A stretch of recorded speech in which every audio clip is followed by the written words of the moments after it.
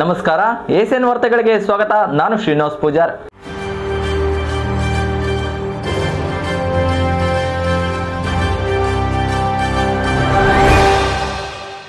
ಇದೀಗ ಸುದ್ದಿಗಳ ವಿವರ. ಮಾರ್ಚ್ 2-3ಕ್ಕೆ ಕನಕಗಿರಿ ಉತ್ಸವ ನಡೆಯುವ ಹಿನ್ನೆಲೆಯಲ್ಲಿ ಕನಕಗಿರಿ ತಾಲೂಕು ಪಂಚಾಯಿತಿ ಆವರಣದಲ್ಲಿ ತಹಸೀಲ್ದಾರ್ ವಿಶ್ವನಾಥ್ ಮೂಡಿ ನೇತೃತ್ವದಲ್ಲಿ ತಾಲೂಕು ಅಧಿಕಾರಿಗಳಿಗೆ ಪೂರ್ವಭಾವಿ ಸಭೆಯನ್ನು ನಡೆಸಲಾಯಿತು.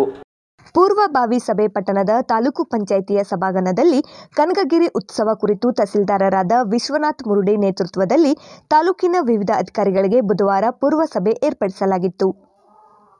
ಪಟ್ಟಣದ ಮೂಲಭೂತ ಸೌಕರ್ಯಗಳ ಕುರಿತು ಪಟ್ಟಣ ಪಂಚಾಯಿತಿ ಮುಖ್ಯ ಅಧಿಕಾರಿಗಳೊಂದಿಗೆ ಮಾತನಾಡಿದ ಸಂದರ್ಭದಲ್ಲಿ ಉತ್ಸವದ ನಿಮಿತ್ತವಾಗಿ ಸ್ವಚ್ಛತೆ, ಕುಡಿಯುವ ನೀರಿನ ಸಮಸ್ಯೆಗೆ ತಾಲೂಕಿನ ಗ್ರಾಮ ಪಂಚಾಯಿತಿ ವ್ಯಾಪ್ತಿಯಲ್ಲಿ ಟ್ಯಾಂಕರ್ ಮುಖಾಂತರ ನೀರಿನ ವ್ಯವಸ್ಥೆ ಮಾಡಲಾಗುತ್ತದೆ ಎಂದು ಪಟ್ಟಣ ಪಂಚಾಯಿತಿ ಅಧಿಕಾರಿಗಳು ಹೇಳಿದರು. ಬಳಿಕ ವಿದ್ಯುತ್ ಇಲಾಖೆಯ ಜೈ ಆನಂದ್ ಮಾತನಾಡಿ, ರಾಜ್ಯ ಬೀದಿಯಲ್ಲಿ ಮತ್ತು ವಾರ್ಡ್ನಲ್ಲಿ ಇರುವ ದೇವಸ್ಥಾನಗಳಿಗೆ ವಿದ್ಯುತ್ ಅಲಂಕಾರ ಮಾಡಲಾಗುತ್ತದೆ. ಉತ್ಸವದ ಕಾರ್ಯಕ್ರಮ ವಿದ್ಯುತ್ ಅಳವಡಿಕೆಗೆ ತೊಂದರೆಯಾಗದಂತೆ ಮಾಡಿಕೊಳ್ಳುವುದಾಗಿ ತಿಳಿಸಿದರು.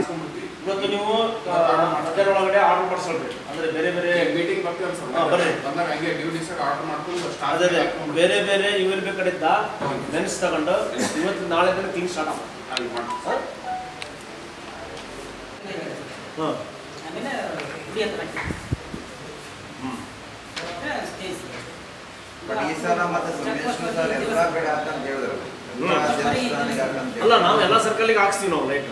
ಅದಲ್ಲದೆ ಸರ್ ಎಲ್ಲ ದೇವಸ್ಥಾನಕ್ಕೆ ಹಾಕ್ಬೇಕಂತ ಹೇಳಿದ್ರಲ್ಲ, ಅದಕ್ಕೆ ಎಷ್ಟಾಗ್ತದೆ? ಎಲ್ಲ ಕೆರೆ ಒಂದು ಕೆರೆ ಒಂದು ಎರಡು ಕೆರೆ ನಮಗೆ ಹೇಳ್ಬೇಕು ಸರ್. ಯಾಕಂದ್ರೆ ಮೇನ್ ಇಲ್ಲ ಎರಡೇ ವಾಟರ್ ಒಂದು ಕರೆಂಟ್ ಎರಡು ಇಟ್ಬಿಟ್ರಿಗಿನ ಪ್ರೋಗ್ರಾಮ್ ಸಕ್ಸಸ್ ಆಗುತ್ತೆ. ಎರಡಕ್ಕೆ ನಾವು ಸಪ್ಲೈ ಹೋಗ್ಲಾರ್ದ ನಾವು ನೋಡ್ಕೋಬೇಕಲ್ಲ. ನಾವು ಅದಕ್ಕೆ ಕನಕಗಿರಿ ಸಬ್ಸ್ಟೇಷನ್ ಬರುತ್ತೆ, ಸಂಬಂಧಪಟ್ಟ ಲೈನ್ 11 KV ಲೈನ್ ಯಾವುದೇ ರೀತಿ ಇಂಟ್ರಪ್ಷನ್ ಆಗ್ಲಾರ್ದಂಗ ನೋಡ್ಕೊಳಕ್ಕೆ ಒಂದು ಲೆಟರ್ ಬರ್ತೀವಿ ರೆಡಿ. ಅದಲ್ಲದೆ ಎಲ್ಲೆಲ್ಲಿದೆ ಕಂಪ್ಲೀಟ್ ಟೌನ್ನಲ್ಲಿ LT ಮತ್ತು HT ಲೈನ್ ಜಂಗಲ್ ಕಟಿಂಗ್ ಮಾಡ್ಕೊಂಡ್ಬಿಡ್ತೀವಿ. ಮೇನ್ ಅದು ಇಂಟ್ರಪ್ಷನ್ ಆಗಬಾರ್ದು. ಬಸ್ ಸ್ಟ್ಯಾಂಡ್ ಆವರಣದಲ್ಲಿ ಖಾಲಿ ಇರುವ ಸ್ಥಳಗಳಲ್ಲಿ ಗಾರ್ಡನ್ ನಿರ್ಮಾಣ ಮಾಡುವಂತೆ ತೋಟಗಾರಿಕೆಗೆ ಆದೇಶ ನೀಡಿದರು.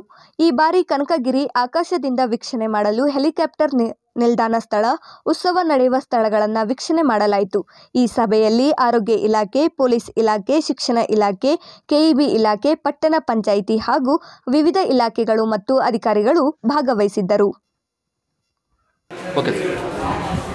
ಇಂದು ಕನಕಗಿರಿ ಉತ್ಸವ ಸಲುವಾಗಿ ಪೂರ್ವಭಾವಿ ಸಭೆಯನ್ನು ಎಲ್ಲ ತಾಲೂಕು ಮಟ್ಟದ ಅಧಿಕಾರಿಗಳನ್ನು ನಮ್ಮ ಯುವ ಮಂತ್ರಣ ಸಭಾಂಗಣದಲ್ಲಿ ಎಲ್ಲರೂ ಕರೆಯಲಾಗಿ ಪೂರ್ವಭಾವಿ ಸಭೆಯನ್ನು ಎಲ್ಲ ತಾಲೂಕು ಮಟ್ಟದ ಅಧಿಕಾರಿಗಳೊಂದಿಗೆ ಚರ್ಚೆ ಮಾಡಿ ಯಾರ್ಯಾರಿಗೆ ಏನೇನು ಜವಾಬ್ದಾರಿ ಕೊಟ್ಟರೋ ಜಿಲ್ಲಾಧಿಕಾರಿಗಳು ಅದನ್ನು ತಾಲೂಕು ಮಟ್ಟದಲ್ಲಿ ಕೂಡ ಆ ಕಾರ್ಯಗಳನ್ನು ಮಾಡಬೇಕಂತೇಳಿ ನಾನು ಕಟ್ಟುನಿಟ್ಟಾಗಿ ಸೂಚನೆ ಮಾಡಿದ್ದೀನಿ.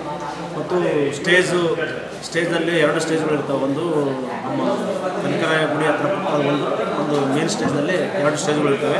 ಆ ಸ್ಟೇಜ್ನಲ್ಲೂ ಕೂಡ ವಿದ್ಯುತ್ ಸಂಪರ್ಕ ಆಗಲಿ, ಸ್ವಚ್ಛತೆಯನ್ನಾಗಲಿ ಎಲ್ಲ ಒಂದು ವ್ಯವಸ್ಥೆಯನ್ನು ಸುರಕ್ಷಿತವಾಗಿ ವ್ಯವಸ್ಥೆಯನ್ನು ಮಾಡೋಕ್ಕೆ 2ನೇ ತಾರೀಕು ಮತ್ತು 3ನೇ ತಾರೀಕಿಗೆ ಉತ್ಸವವನ್ನು ಮೆರುಗು ತರಲು ಮೊನ್ನೆ ನಮ್ಮ ಜಿಲ್ಲಾಧಿಕಾರಿಗಳು ಎಲ್ಲ ತಾಲೂಕು ಮಟ್ಟದ ಅಧಿಕಾರಿಗಳ ಜೊತೆಗೆ ಚರ್ಚೆ ಮಾಡಿ ಏನೇನು ವ್ಯವಸ್ಥೆ ಮಾಡ್ಕೊಂಡು ಬಂದಿದೆ ಅಂತ ನಮ್ಮ ಸಾಹೇಬರು ಮತ್ತೆ 4 ಬಾರಿಗೆ ಮೀಟಿಂಗ್ ಕರೆದಿದ್ದಾರೆ. ಆ ಮೀಟಿಂಗ್ ಸಲುವಾಗಿ ಇವತ್ತು ನಾವು ಎಲ್ಲ ತಾಲೂಕು ಮಟ್ಟದ ಅಧಿಕಾರಿಗಳು ಮತ್ತು ಪೊಲೀಸ್ ಸಿಬ್ಬಂದಿ ಜೊತೆಗೆ ಚರ್ಚೆ ಮಾಡಿ ಏನೇನು ಅಲ್ಲಿ ಕಾರ್ಯ ಆಗಬೇಕು, ಇನ್ನೂ ಏನೇನು ವ್ಯವಸ್ಥೆ ಮಾಡಬೇಕು ಅನ್ನೋದನ್ನು ನಾವೆಲ್ಲ ಚರ್ಚೆ ಮಾಡಿದ್ವಿ.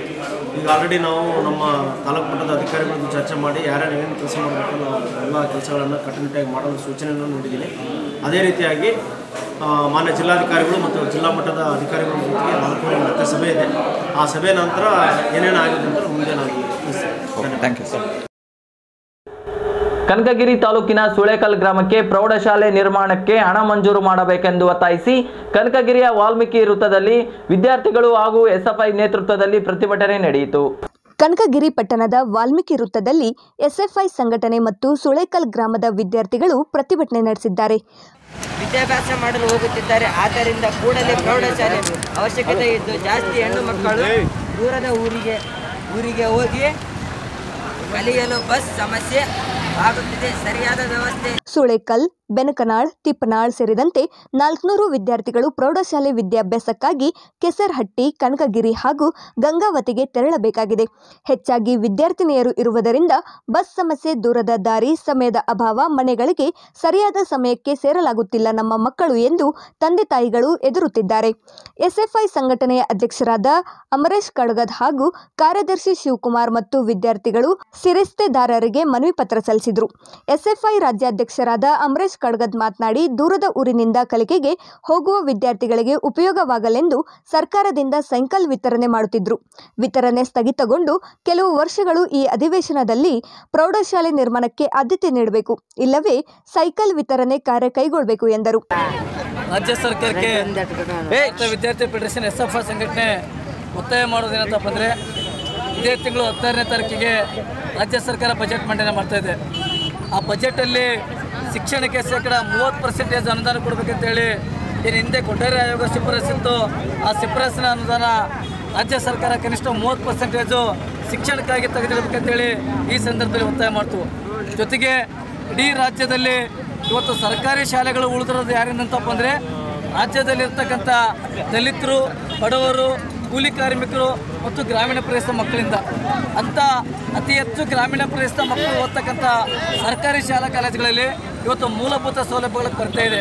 ಸಮರ್ಪಕವಾಗಿ ಕುಡಿಯುವ ನೀರಿರೋದಿಲ್ಲ, ಶೌಚಾಲಯಗಳಿಲ್ಲ, ಶಿಕ್ಷಕರಿಲ್ಲ, ಅನೇಕ ಮೂಲಭೂತ ಸೌಲಭ್ಯಗಳ ಕೊರತೆಗಳ ಮಧ್ಯೆ ಇವತ್ತು ಸುಮಾರು ವಿವಿಧ ಗ್ರಾಮಗಳಿಂದ ಪಟ್ಟಣಕ್ಕೆ, ನಗರಕ್ಕೆ ಹಲವಾರು ವಿದ್ಯಾರ್ಥಿಗಳು ಶಿಕ್ಷಣ ಪಡೆಯಲು ಬರ್ತಿದ್ದಾರೆ.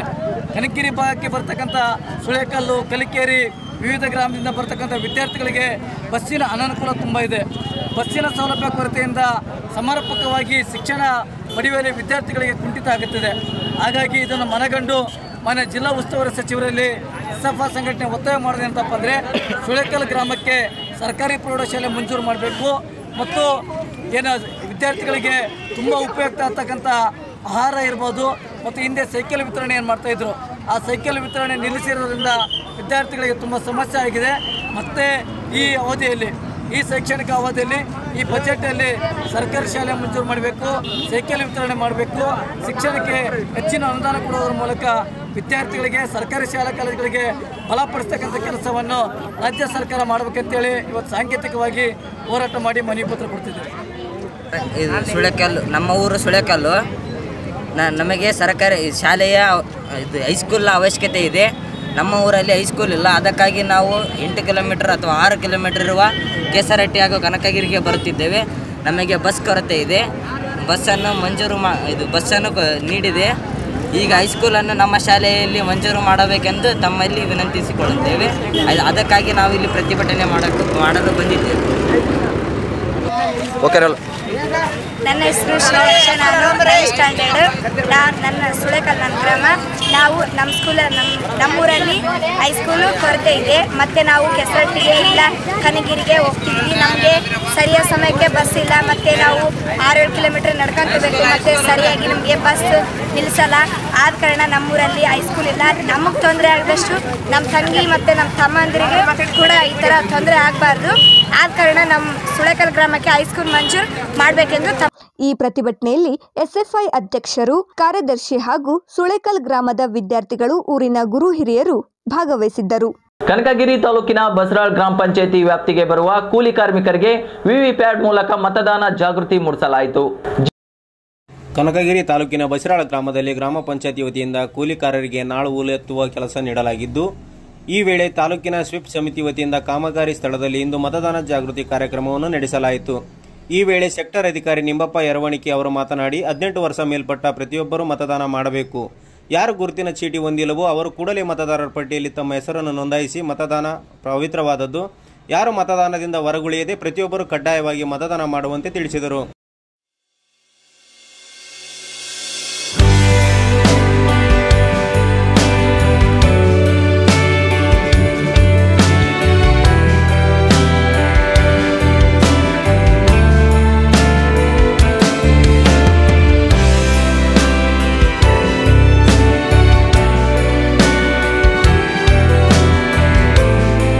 ನಂತರ ಐಇಸಿ ಸಂಯೋಜಕರಾದ ಶಿವಕುಮಾರ್ ಕೆ ಅವರು ಇವಿಎಂ ವಿವಿಪ್ಯಾಟ್ ಕುರಿತು ಪ್ರಾತ್ಯಕ್ಷಿಕೆ ನೀಡಿದರು. ಬಳಿಕ ಯುವ ಮತದಾರರು ಹಾಗೂ ಕೂಲಿಕಾರರು ಅಣುಕು ಮತದಾನ ಮಾಡಿ ಖುಷಿಪಟ್ಟರು. ಈ ವೇಳೆ ಗ್ರಾಮ ಪಂಚಾಯತಿ PDO Chanduswami, bill collector Virupakshe, Maruti, DEO Riyaz ಹಾಗೂ ಗ್ರಾಮ ಕಾಯಕ ಮಿತ್ರ ದೇವಮ್ಮ ಸೇರಿದಂತೆ ಕಾಯಕ ಬಂಧುಗಳು ಹಾಗೂ ಕೂಲಿಕಾರರು ಹಾಜರಿದ್ದರು.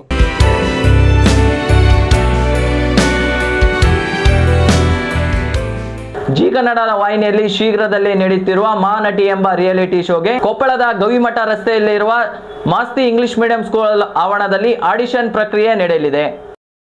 ಕನ್ನಡ ಚಿತ್ರರಂಗದ ಸಿರಿವಂತಿಕೆಯನ್ನ ಹೆಚ್ಚಿಸಿದ ಮಹಾನಟಿಯರು. ನೀವು ಕೂಡ ಚಂದನವನದ ನಾಯಕ ನಟಿ ಆಗೋಕೆ ಶುರುವಾಗಿದೆ ಬೃಹತ್ ರಿಯಾಲಿಟಿ ಶೋ ಮಹಾನಟಿ. ಕರ್ನಾಟಕದ 16 ಜಿಲ್ಲೆಗಳಲ್ಲಿ ಆಡಿಷನ್ಸ್. ಫೆಬ್ರವರಿ 10 ಶನಿವಾರ ಬೆಂಗಳೂರು ಮತ್ತು ಬೆಳಗಾವಿ, 11 ಭಾನುವಾರ ಮೈಸೂರು ಮತ್ತು ಹುಬ್ಬಳ್ಳಿ, 12 ಸೋಮವಾರ ಹಾಸನ ಮತ್ತು ಬಾಗಲಕೋಟೆ, 13 ಮಂಗಳವಾರ ಚಿಕ್ಕಮಗಳೂರು ಮತ್ತು ಕಲಬುರಗಿ, 14 ಬುಧವಾರ ಮಡಿಕೇರಿ, 15 ಗುರುವಾರ ಬಳ್ಳಾರಿ, 16 ಶುಕ್ರವಾರ ಮಂಗಳೂರು ಮತ್ತು ಕೊಪ್ಪಳ, 17 ಶನಿವಾರ ಉಡುಪಿ ಮತ್ತು ದಾವಣಗೆರೆ, 18 ಭಾನುವಾರ ಶಿವಮೊಗ್ಗ ಮತ್ತು ಚಿತ್ರದುರ್ಗ. 18ರಿಂದ 28 ವರ್ಷದ ಕಲಾಸಕ್ತ ಯುವತಿಯರು ಆಡಿಷನ್ ಅಲ್ಲಿ ಭಾಗವಹಿಸೋಕೆ ಪಾಸ್ಪೋರ್ಟ್ ಸೈಜ್ ಫೋಟೋ ಹಾಗೂ ಅಡ್ರೆಸ್ ಪ್ರೂಫ್ ಜೊತೆಗೆ ಬನ್ನಿ. ನಿಮ್ಮ ಆಕ್ಟಿಂಗ್ ವಿಡಿಯೋಗಳನ್ನ ಈ ನಂಬರ್ಗೆ ವಾಟ್ಸ್ಆಪ್ ಮಾಡಿ. ನೆಕ್ಸ್ಟ್ ಅಲ್ಲಿ ಕೂತಿರ್ಬೇಕು. ಬರೀ ಹೆಸರು ಡೈಲಾಗ್ ರೆಡಿ. ನಟಿಯಾಗುವ ಕನಸಿಗೆ ನೀರೆರೆಯಲಿದೆ ಮಹಾನಟಿ ಕಾರ್ಯಕ್ರಮ. ತನ್ನ ವಿಭಿನ್ನ ರಿಯಾಲಿಟಿ ಶೋಗಳ ಮೂಲಕ ಸಾಕಷ್ಟು ಯುವ ಪ್ರತಿಭೆಗಳನ್ನು ಕರುನಾಡಿಗೆ ಪರಿಚಯಿಸಿರುವ ಜಿ ಕನ್ನಡ ವಾಹಿನಿ ಈ ಬಾರಿ ಮತ್ತೊಂದು ಹೊಸ ರಿಯಾಲಿಟಿ ಶೋ ಮೂಲಕ ಕರುನಾಡಿನ ಯುವ ನಾಯಕ ನಟಿಯರನ್ನ ಹುಡುಕುವ ಕೆಲಸ ಶುರು ಮಾಡಿದೆ. ಜಿ ವಾಹಿನಿ ಜನಪ್ರಿಯ ರಿಯಾಲಿಟಿ ಶೋಗಳಾದ ಡ್ರಾಮಾ ಜೂನಿಯರ್ಸ್, ಕಾಮಿಡಿ ಕಿಲಾಡಿಗಳು, ಡಿಕೆಡಿ ಮತ್ತು ಸರಿಗಮಪ ಮೂಲಕ ಈಗಾಗಲೇ ಸಾಕಷ್ಟು ನಟ ನಟಿಯರು, ಗಾಯಕ ಗಾಯಕಿಯರು ಹಾಗೂ ಕೊರಿಯೋಗ್ರಾಫರ್ಗಳನ್ನು ಕರುನಾಡಿಗೆ ಪರಿಚಯಿಸಿಕೊಟ್ಟಿರುವ ಜಿ ಕನ್ನಡ ವಾಹಿನಿ ಇದೀಗ ಮಹಾನಟಿ ಎಂಬ ಹೊಸ ರಿಯಾಲಿಟಿ ಶುರು ಮಾಡಿದೆ. ಪ್ರತಿಯೊಂದು ಊರಿನಲ್ಲಿ ನಟಿಯಾಗುವ ಕನಸು ಹೊತ್ತಿರುವ ಅವಕಾಶ ವಂಚಿತ ಪ್ರತಿಭೆಗಳಿಗೆ ವೇದಿಕೆ ಒದಗಿಸಲು ಈ ಕಾರ್ಯಕ್ರಮವನ್ನು ಹೆಣೆದಿದ್ದು, ಈ ಮೂಲಕ ಕನ್ನಡ ಚಿತ್ರರಂಗಕ್ಕೆ ಯುವ ನಾಯಕ ನಟಿಯರನ್ನ ನೀಡುವ ಕೆಲಸವನ್ನ ರಿಯಾಲಿಟಿ ಶೋ ಮಾಡಲಿದೆ.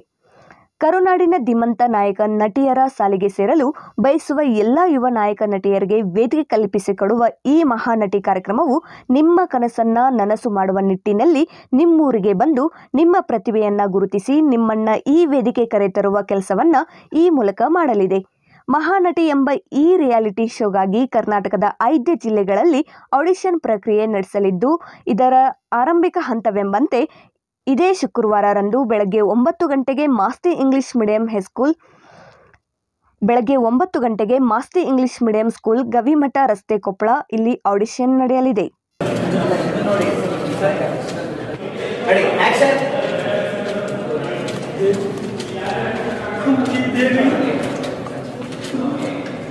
ನನ್ನ ತಾಯಿಯೇ, ಲೋಕೈಕ ವೀರರಾದ ಪಾಂಡವರು ನನ್ನ ಸಹೋದರರೇ,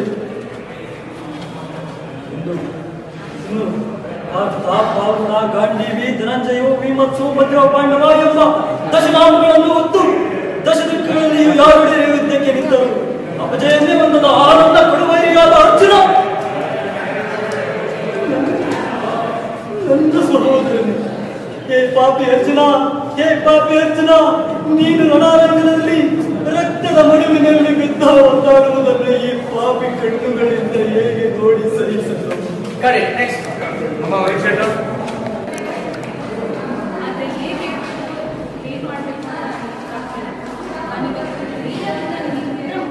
ಡೈಲಾಗ್ ಹೇಳಿ ಬರಲ್ಲ, ಮಾನಿಟರ್ ಮಾಡ್ತಾ ಇದ್ದೀನಿ.